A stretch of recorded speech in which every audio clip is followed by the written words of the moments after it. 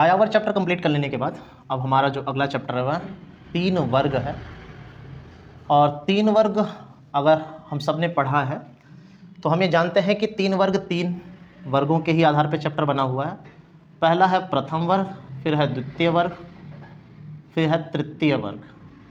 प्रथम वर्ग में पादरी आता है, द्वितीय वर्ग में सामंत कह सकते हो या अभिजात कह सकते हो। अभिजात में नाइट को भी इंक्लूड करोगे, फिर जो चौथा वर्ग आएगा उसको भी इंक्लूड करोगे। और तृतीय वर्ग में कौन है आपका दास या श्रमिक डालोगे। तो इसी 3 वर्ग के बारे में इस चैप्टर में दिया गया है। और ये जो चैप्टर है मूल रूप से यूरोप का तो है ही, पर यूरोप में भी किस देश को सबसे अहम ये डोमिनेट करता है, फ्रांस को, कि फ्रांस में उस समय कैसी व्यवस्था चला करती थी, तो उसके बारे में बताइए। सामंतवाद क्या है? सामंत एक तरीके का पद है, क्योंकि राजा के पास बहुत बड़ा इलाका है। अब एक राजा इतने बड़े इलाके पर कैसे अपना नियंत्रण करेगा, तो उस राजा ने क्या किया, एक बहुत बड़े इलाके को भाई बांट दिया और उसमें एक एक सामंत क्या कर दिया, बैठा दिया और अपना खुद इस क्षेत्र के बीच में रह गया और कहता है कि राजा हम इस सामंत के थ्रू क्या करेंगे, अपने पूरे साम्राज्य का कंट्रोल कर लेंगे। तो राजा ने कुछ अधिकारियों को उनके लिए कुछ इलाके दे दिए और जो इलाका उनको दिया गया वो इलाका क्या कहलाया, मैनर, मैनर की जागीर कहलाया, जो इलाका दिया गया। और जो वहाँ पे शासन करेगा वो क्या है, सामंत। जो व्यक्ति शासन कर रहा है वो सामंत। तो ये जो तरीका है अपने क्षेत्रों का वो बांट कर एक अधिकारी के थ्रू शासन करना, उसी को हम सामंतवाद कहते हैं। और जहाँ सामंत को पर्सनल जमीन दी गई है उसको हम क्या कहते हैं, मैनर। इस मैनर के अंदर सब कुछ होता था, खेत भी हैं, चरागाह भी हैं, इनके घरों में मिस्त्री और लुहार, बढ़ई सब लोग आते हैं इनकी व्यवस्था को सही करने के लिए। हर वो चीज़ जो एक व्यक्ति के जीवन में ज़रूरी होती है वो सब कुछ यहाँ पर होती है। बट ऐसा नहीं है कि एक मैनर के पास सब कुछ होगा। एक मैनर के पास बहुत कुछ तो है पर सब कुछ नहीं है, इसलिए वो अपनी ज़रूरतों को पूरा करने के लिए दूसरे मैनर के पास लेन देन करने भी जाते थे।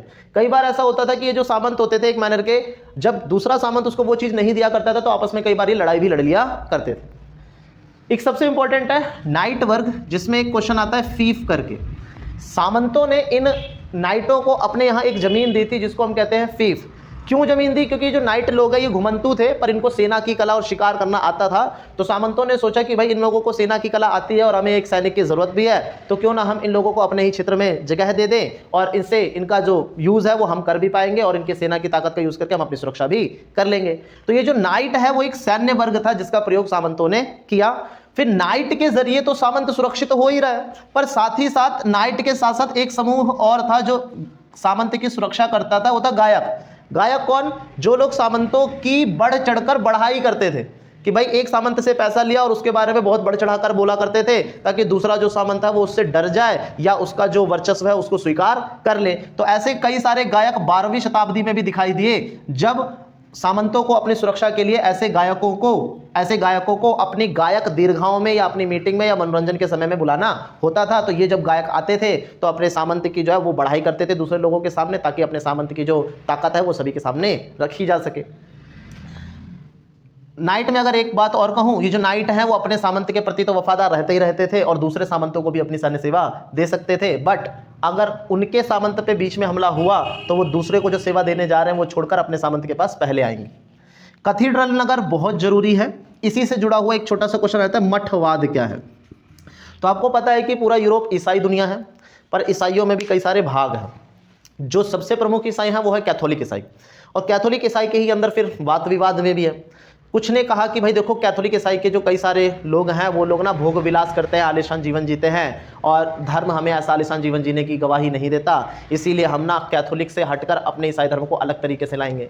तो कुछ ईसाइयों ने अपना जो कैथोलिक तरीका है वो छोड़कर जंगलों में या एकांत में जाना बसना शुरू कर दिया। तो जहाँ पे वो लोग बसने लग गए उसको मठ कहा गया। धीरे धीरे कई लोगों ने ये विचार फॉलो किया जिसको आगे चलकर क्या कहा गया, मठवाद। ऐसे ही 2 मठों का नाम भी है, एक सेंट बेनेडिक्ट मठ है और एक बरगुंडी का क्लूनी भी है, जो प्रमुख मठों में से एक हैं। यहाँ पे जो पुरुष रहता था वो मॉन्क कहलाता था और जो महिला रहती थी वो नन कहलाती थी।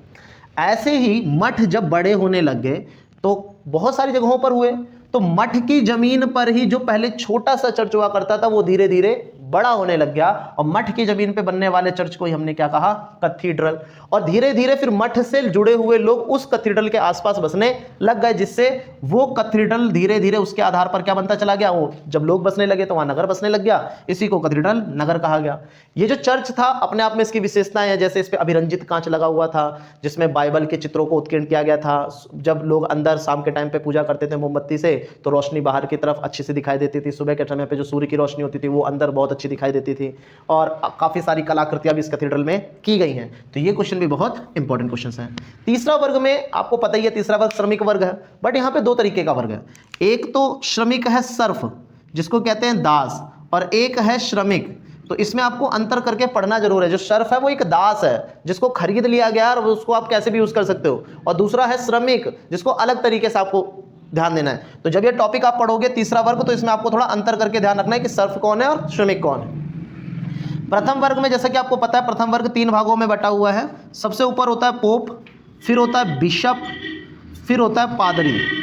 तो जो पोप है वो कहाँ पर है, रोम में दुनिया का सबसे बड़ा चर्च है कैथोलिक चर्च।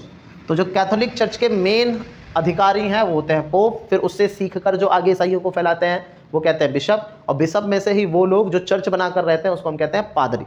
फिर सवाल ये उठता है कि पादरी कौन बन सकता है, कौन नहीं बन सकता है। तो पादरी कोई कृषक नहीं बन सकता, महिला नहीं बन सकती, कोई विकलांग नहीं बन सकता, शादी नहीं कर सकते। तो ऐसे कुछ नियम कानून है पादरियों में कि कौन बनेगा और कौन नहीं बनेगा। चौथा वर्ग कैसे उभर गया, तो चौथा वर्ग उभरने से पहले हमें 11वीं शताब्दी के कुछ बदलाव देखने पड़ेंगे। 11वीं शताब्दी में 2-3 बदलाव आए। एक तो पर्यावरण का बदलाव आया, भूमि के उपयोग में बदलाव आया, और तीसरा नई तरीके की टेक्नोलॉजी आ गई, प्रौद्योगिकी आ गई। और इन तीनों ने इस तरीके से 9वीं, 10वीं, 11वीं शताब्दी में कुछ ऐसे परिवर्तन कर दिए जिससे 11वीं शताब्दी में बहुत से बदलाव देखने को हमें मिलते हैं। तो इसमें किताब में 3 टॉपिक बने हुए हैं। पर्यावरण में जैसे ठंडी से अब गर्मी होने लग गई और अब अच्छी खासी फसल उगाई जा सकती है, आराम से ज़्यादा लंबा समय मिल रहा है खेती करने का। भूमि का उपयोग, पहले भूमि को 2 हिस्सों में बांटते थे, फिर बाद में 3 हिस्सों में बांटना शुरू कर दिया। पहले सिंचाई के साधन नहीं होते थे, अब सामंतों ने सिंचाइयों के भी साधन बना दिए हैं। नई टेक्नोलॉजी में जैसे पहले जो हल होता था, या कह सकते हल जो होता था लकड़ी का होता था, अब वो लोहे का होने लग गया। पहले जो बैल के ऊपर गाड़ी रखी जाती थी वो गर्दन पे रखी जाती थी, और अब गले पे रखी जाती थी, अब थोड़ा कंधे पे रखी जाती है। तो कहने का अर्थ पर्यावरण में भी सुधार हो रहा है, भूमि में भी सुधार हो रहा है, और नई टेक्नोलॉजी में भी सुधार हो रहा है, जिससे 11वीं शताब्दी का जो यूरोप है, 11वीं शताब्दी का जो फ्रांस है, वो बहुत तेजी से बदलता दिखाई देता है। और सबसे इंपॉर्टेंट क्वेश्चन 8 मार्क्स में 14वीं शताब्दी का संकट है, जब चीज़ें बहुत अच्छी हो रही थी 11वीं शताब्दी से, पर 14वीं शताब्दी में आके काफ़ी सारी चीज़ें बिगड़ गई। जिसमें आपने एक पॉइंट जरूर आपको याद होगा कि यहाँ पर उस समय एक बीमारी फैली थी, ब्यूबोनिक प्लेग, चूहों की वजह से, क्योंकि ये लोग व्यापार बहुत ज़्यादा करने लग गए थे, जिस वजह से बड़े बड़े जहाज़ों में कई सारे चूहे चढ़कर आ गए, और कई जब चूहे मरे तो उससे एक नई तरीके का वायरस फैलता गया जिसे कहते हैं ब्यूबोनिक प्लेग, जिस वजह से बहुत सारे लोगों की मृत्यु होने लगी। तो ये जो क्वेश्चंस हैं 1 2 3 4 5 6 7 8, ये क्वेश्चंस बहुत इंपॉर्टेंट है।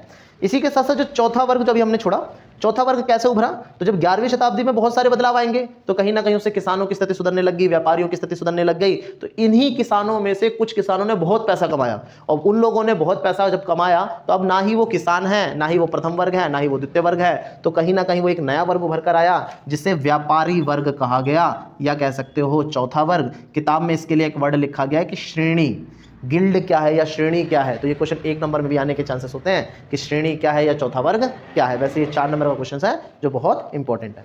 तो इस चैप्टर में, चैप्टर 3 वर्ग के अंदर जो इंपॉर्टेंट क्वेश्चन हो सकते हैं, इवन चांसेस भी है कि आपके आए ही आए, तो एक बार आप स्क्रीनशॉट ले लोगे और अपनी कॉपी में रिटन डाउन कर लोगे। तो इसके बाद हम बढ़ते हैं नेक्स्ट चैप्टर की तरफ, जो इससे भी ज़्यादा इंपॉर्टेंट है और जिसमें बहुत इंपॉर्टेंट क्वेश्चन आपको देखने को मिलते हैं। तो अब 3 वर्ग के बाद जो महत्वपूर्ण चैप्टर है, उस चैप्टर का नाम है बदलती हुई सांस्कृतिक परंपराएं।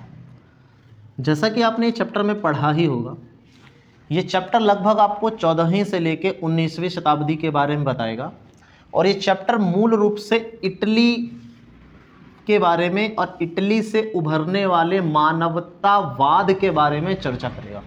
क्योंकि कहते हैं कि अगर 14वीं से 19वीं शताब्दी के दौरान इटली में अगर मानवतावाद का उद्भव ना हुआ होता तो आज के समय में जो यूरोप आपको इतना ताकतवर दिखाई देता है, वो यूरोप आज इतना ताकतवर नहीं होता। इसका पहला ही इंपॉर्टेंट क्वेश्चन है वो जो पूरे चैप्टर को इंक्लूड करता है। इवनली आपने इस पूरे चैप्टर में क्या क्या पढ़ा, इसका एक छोटा सा क्विक बनाए तो आपने इस चैप्टर में विश्वविद्यालयों के बारे में पढ़ा होगा, फिर कला के बारे में पढ़ा है, यथार्थ के बारे में पढ़ा है, मुद्रण के बारे में पढ़ा है, महिला के बारे में पढ़ा है, ईसाई धर्म के मध्य वाद विवाद जिसमें मार्टिन लूथर का नाम आपने पढ़ा होगा, कोपरनिकस की थ्योरी पढ़ी है। तो ये जो पूरा चैप्टर है ना, ये पूरा चैप्टर ही कहीं ना कहीं पुनर्जागरण का चैप्टर है, क्योंकि जो चीज़ पहले गलत थी 14वीं शताब्दी के बाद उसको धीरे धीरे सही किया गया। उस बातों को बताते हुए पूरा चैप्टर के जो पॉइंट्स है, वो पूरा चैप्टर ही एक क्वेश्चन है कि 14वीं शताब्दी के बाद इटली में जो पुनर्जागरण हुआ वो इटली में ही क्यों हुआ। ठीक है, तो पूरा जो चैप्टर है वो अपने आप में क्वेश्चन है। दूसरा क्वेश्चन इसमें, यूरोप के सर्वप्रथम विश्वविद्यालय कहाँ खुले, तो सेकंड ही टॉपिक बना हुआ है किताब में विश्वविद्यालय करके।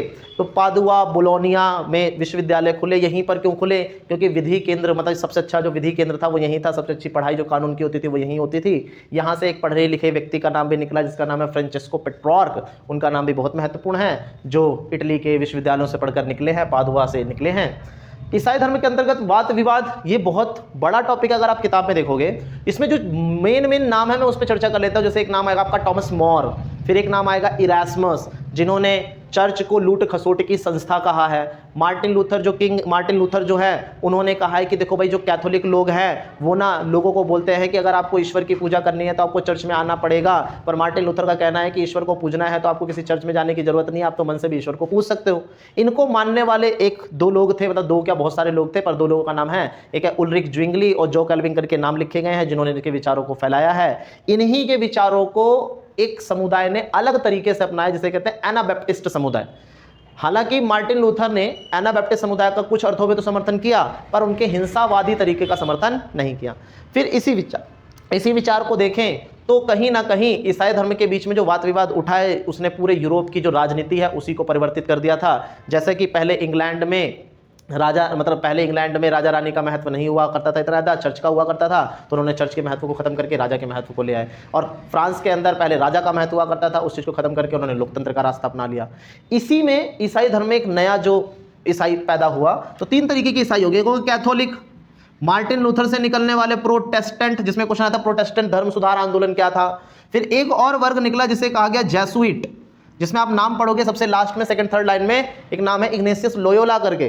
तो वो जो महिला थी, उन्होंने कहा कि अगर हमें ईश्वर को पूजना है तो हमें मनुष्य की सेवा करनी चाहिए। तो उनका जो मानने वाले लोग थे, उन्होंने सोसाइटी बनाई, जिस सोसाइटी को आगे चलकर एक नाम मिला जेसुइट। 16वीं शताब्दी में महिलाओं की स्थिति, तो यहाँ पे 2 तरीके की महिलाओं का वर्णन है। एक तो उच्च घरानों की महिला है और एक है आपकी व्यापारी कुल की महिला। तो उच्च घरानों की महिलाओं के ऊपर नियम कानून ज़्यादा हुआ करते थे, उनको पढ़ने लिखने की ज़्यादा आज़ादी हुआ नहीं करती थी, जो भी आज़ादी वो पुरुषों को हुआ करती थी।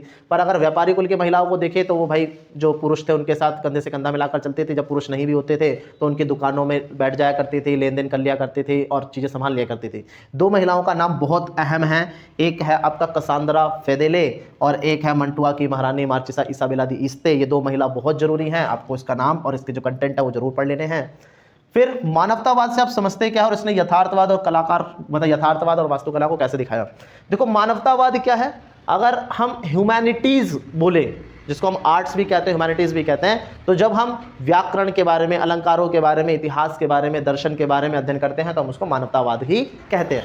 इसमें यथार्थवाद कैसे आया, तो आप इसमें एक नाम पढ़ोगे व्यक्ति का जिसका नाम है कलाकार जोटो। उन्होंने ऐसे मूर्तियां बनाई, ऐसे चित्र बनाने की कोशिश करी जो बिल्कुल सजीव लगे, जिनका अर्थ बिल्कुल निर्जीव ना लगे।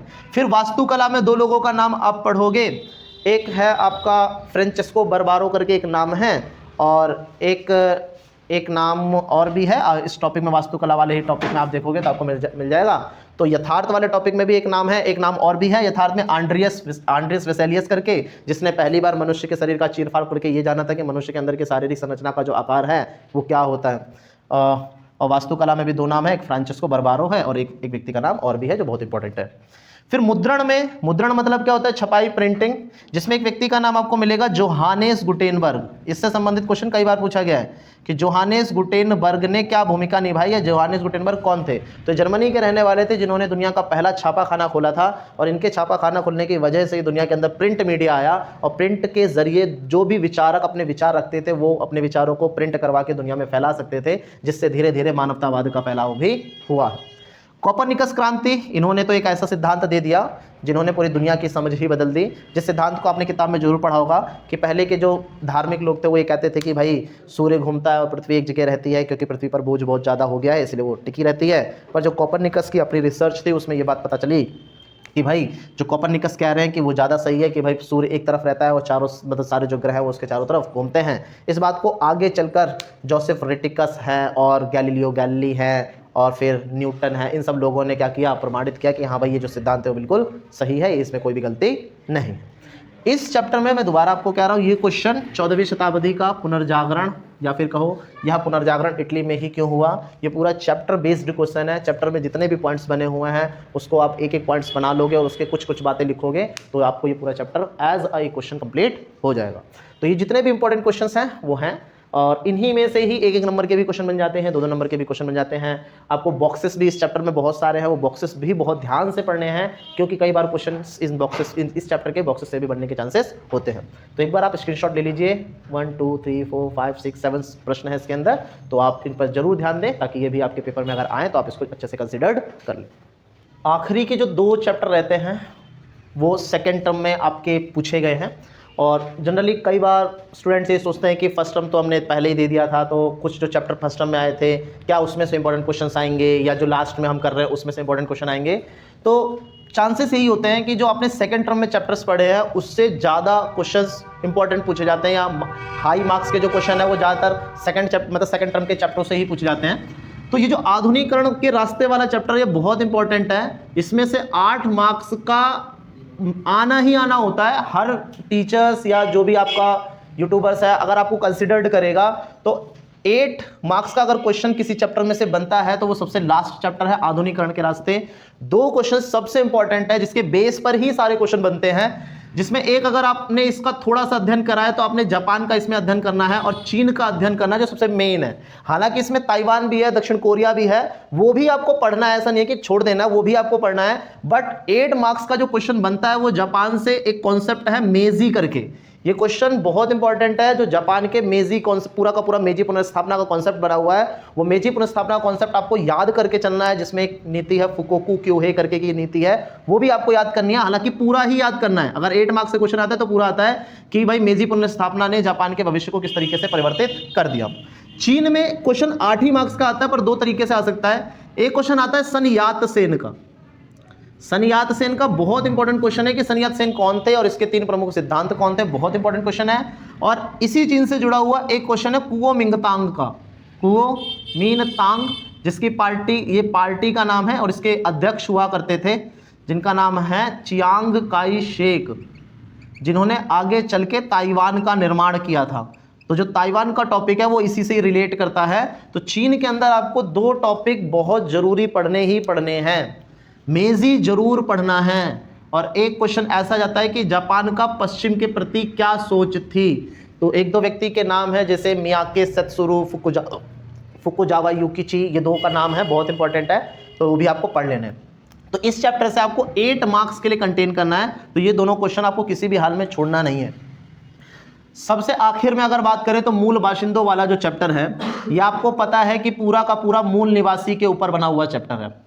और मूल निवासियों के जीवन को प्रभावित किसने किया, यूरोपीय लोगों ने किया।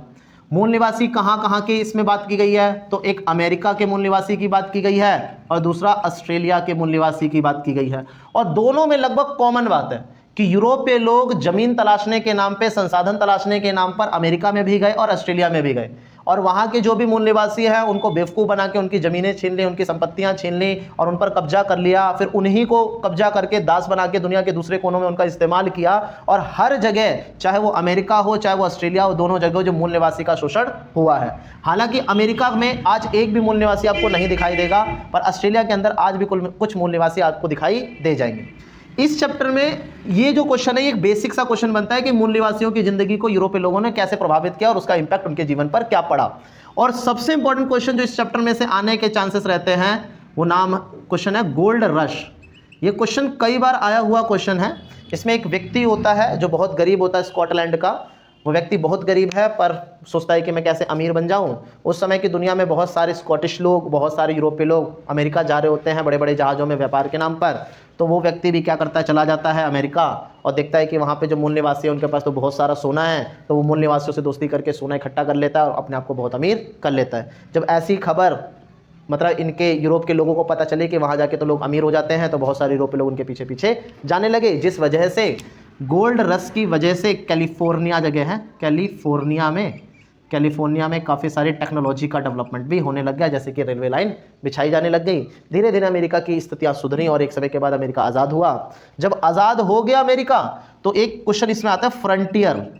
अगर आपने फ्रंटियर करके क्वेश्चन आता है आपने क्लासेस में, स्कूल में, और आपकी मैम ने भी बताया होगा कि फ्रंटियर क्या थे। तो यूरोप ने अमेरिका पे कब्जा कर ही लिया, बट अब अमेरिका हो गया है आज़ाद। अब यूरोप का कोई भी देश अमेरिका की किसी भी धरती पे अपना कोई भी नियंत्रण नहीं रखता, इसीलिए यूरोप का अब अमेरिका के अंदर कोई भी फ्रंटियर नहीं था।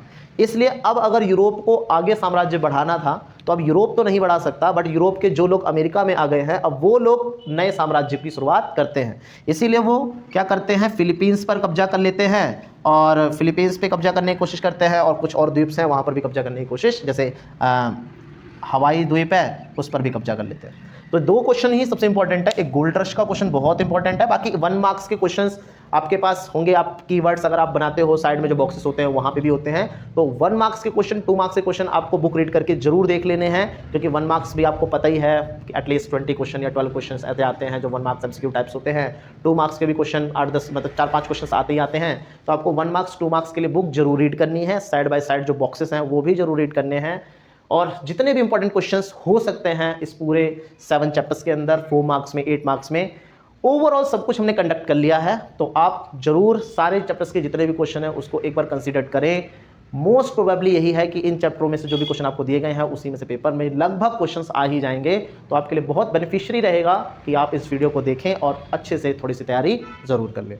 तो बेस्ट ऑफ लक सभी के लिए, अपना अच्छे से प्रिपरेशन करें और बहुत अच्छे से अपना पेपर दें, और जब पेपर आ जाएगा तो हम उसका एक एनालिसिस भी कर लेंगे। तो बाय बाय, मिलते हैं आपकी प्रिपरेशन के बाद और एग्ज़ाम सेंटर के बाद।